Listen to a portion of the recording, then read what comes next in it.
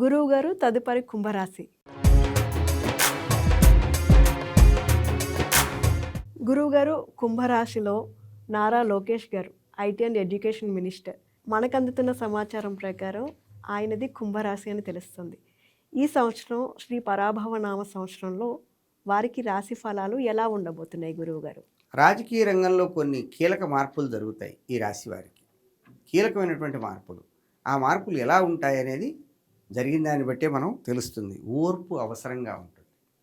ఓర్పు బాగా ఉండవలసి ఉంటుంది. తాత్కాలికమైన ఫలితాలకై తొందరపడితే ఇబ్బందులు వస్తాయి. తాత్కాలికంగా ఫలితాల కోసం ఆశించకూడదు. శాశ్వత ప్రయోజనాలని దృష్టిలో పెట్టుకుని వారు అడుగులు వేయవలసి ఉంటుంది. ప్రజల అండ మాత్రం చాలా గొప్పగా ఉంటుంది. ప్రజలు చాలా అండగా ఉంటారు.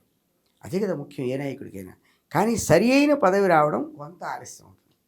అంటే అందరూ ఏదైతే ఆశిస్తారో వారికి పదవి రావాలి అని, అది కొంచెం ఆలస్యం అవుతుంది. కానీ ప్రజల అండ పుష్కలంగా ఉంటుంది. అది వారికి ఈ సంవత్సరం మనం చెప్పదగినటువంటి ఫలితం.